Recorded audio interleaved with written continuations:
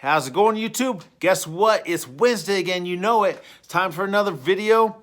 Hopefully you've been liking them. This week we're going to call it Only a Few, okay? And we're going to be talking about Paul, in this passage. He's in anguish, right? Because Israel has basically, for the majority of them, have rejected Jesus as their Messiah. This nation that should have seen him coming. This nation that was God's chosen nation. They had the temple, they had the tabernacle, they had the word, right? They had all this stuff that pointed to Jesus, and they missed him, right? And that's kind of where God has given me a heart in this, is that if a nation that was set aside for God, that should have seen him coming, can miss him, so can we, right?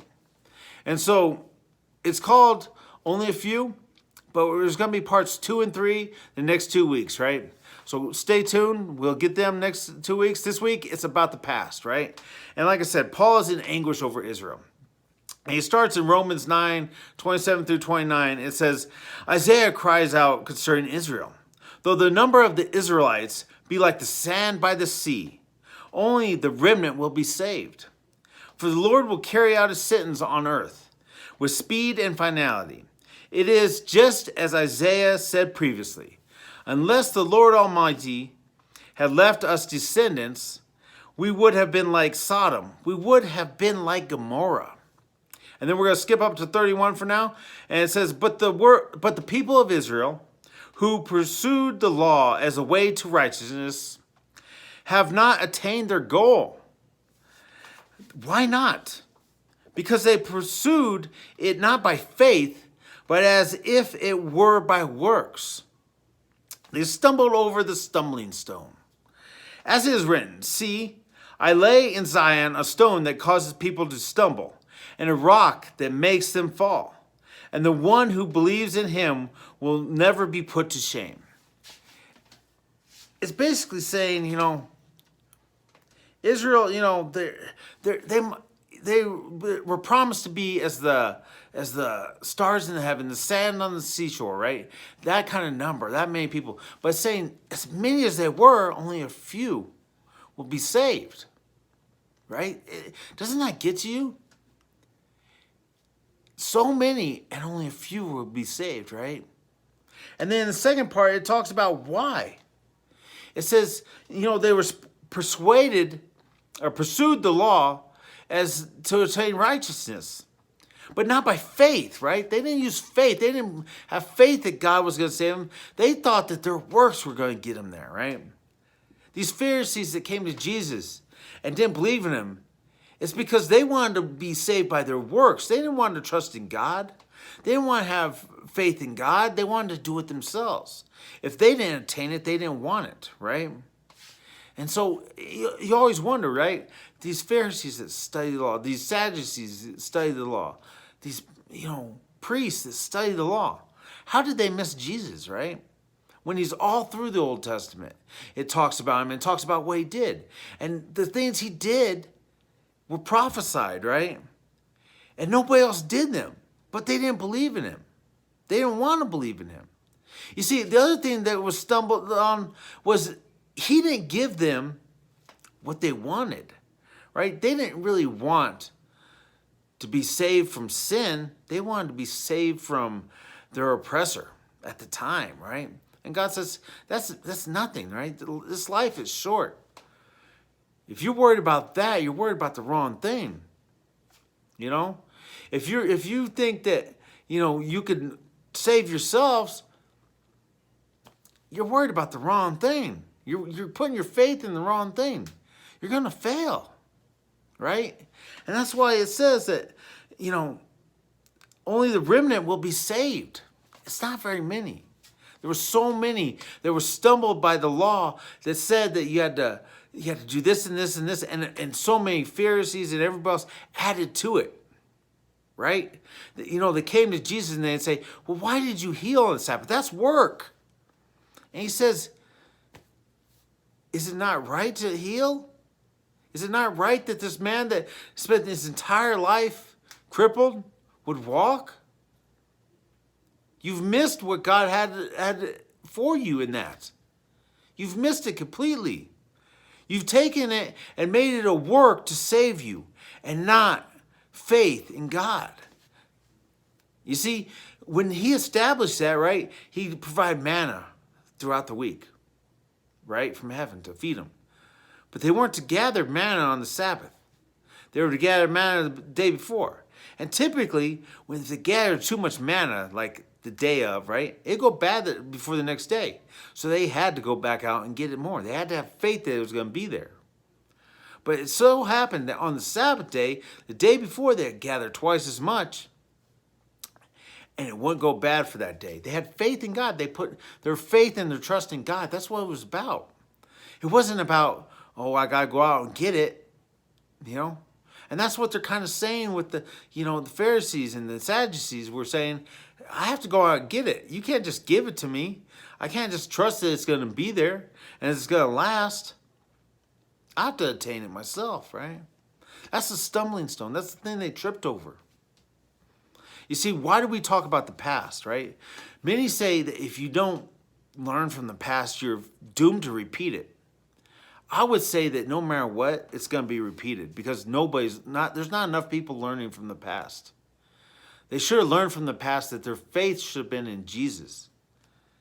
And then when he came, they could have put their faith in him and that he would save them. Maybe not from their immediate thinking of what they wanted, but with their greatest need, right? Of the sin that separated them from God. You know, that they need to put their faith in Jesus and have a relationship with him because that's all that matters, right? So many times we do the same thing, right? And I don't want to get too far ahead because next week we're talking about the present. But I always wondered why for many years. And, you know, I'll tell you, reading Romans 9, 27 through 33, or even Romans 9 in general is a very good chapter reading, right? And so, you know, that's what Paul was so, you know, anguished over. How did they miss this? It's because he learns that it's because they trusted in their works. Okay? And then we're going to go back and we're going to read Romans 9, 25 through 26, and we're going to read Romans 9, 30. Okay? And the reason why we skipped it is because the other kind of pertains to Israel, and this kind of pertains to the Gentiles, right? Israel was this chosen nation, set aside. So that's why we kind of read them together, and now we're going to read these. It says in Romans 9:25, it says, as he says in Hosea, I will call them my people, who are not my people. And I will call her my loved one, who is not my loved one. And in the very place where it was said to them, you are not my people, there they will be called children of the living God. And then up to 30, which is a little bit further down. What then shall we say? That the Gentiles who did not pursue righteousness have attained it? A righteousness that is by faith. It shows you might have been set aside. You might have grown up in a Christian family. But if you don't have faith in God, if you don't put your trust and faith in him and have a relationship with God, you don't just get salvation. And just because you think that you're so righteous doesn't mean that, a sinner on death row can't cry out to God and put his faith and trust in him and obtain righteousness because of his faith, right? And because of God's grace. You see, it's not of what we can do. Whether we're a Gentile, whether we're a Jew, whether we're anything, it doesn't matter.